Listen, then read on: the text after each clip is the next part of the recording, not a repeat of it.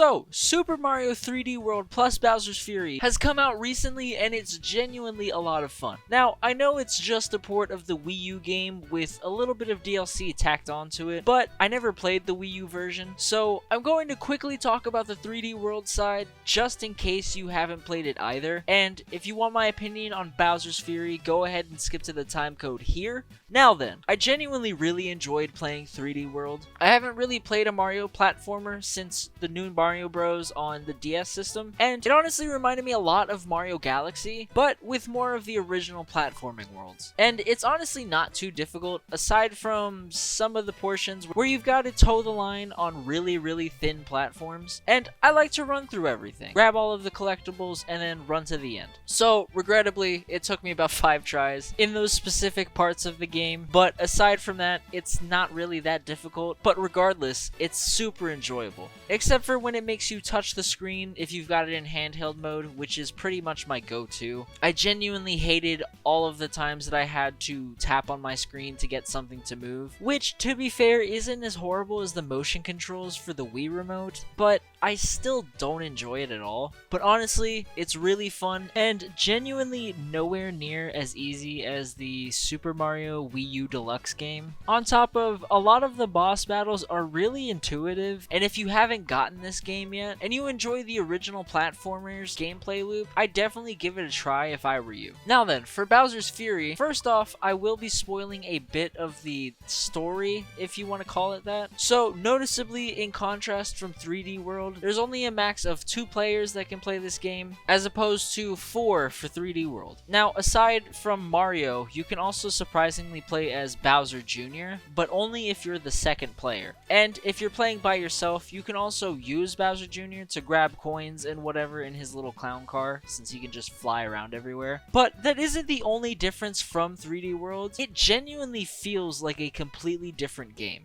If you want my honest opinion, it really feels more like a Super Mario Galaxy / Mario Odyssey kind of feel, more than it is of the Super Mario 3D World. I'm not really sure why they made the decision to slap this onto a Switch port of a Wii U game, but I don't get paid to make these decisions, so who cares? It starts off with Bowser Jr. telling you that Bowser has been covered in a bunch of goop and has gone literally insane. And he begs you to help save his father, and in doing so, you have to go around this island and collect things called cat shines, which, while going around the entire island collecting them, Bowser also appears every so often and attacks you. And honestly, the gameplay loop is kind of samey, but in some of the areas of the map, with the way the game is laid out, it's kind of difficult to avoid. And speaking of the map, that's literally it. It's just one map.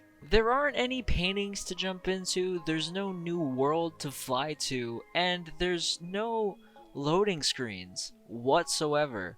And something that I do appreciate, but at the same time removes a lot of the difficulty, is that you can also stash power-ups. Anything from the Fire Flower to the Lucky Bell. And speaking of Cat Mario, all of the enemies that you come across aside from Bowser himself are literally cat versions of themselves, which is fucking adorable, but also kind of weird, especially in the case of the shark-looking things as well as the Koopas. And I'm not entirely sure why everything is a cat, but who cares anyways, it's kind of funny. Back to the cat shines. After collecting a certain amount of them, you unlock this giant bell, and Mario goes Cat Super Saiyan to fight Bowser. And after defeating him, you unlock more of the island, and Bowser Jr. offers you some pretty funny remarks. After every time that you beat him, he becomes increasingly relentless as the game goes along, and near the end, I can't tell you how many times he's killed me because he just literally doesn't go away, and I couldn't finish the objectives fast enough. But aside from a little frustration towards the end of the game,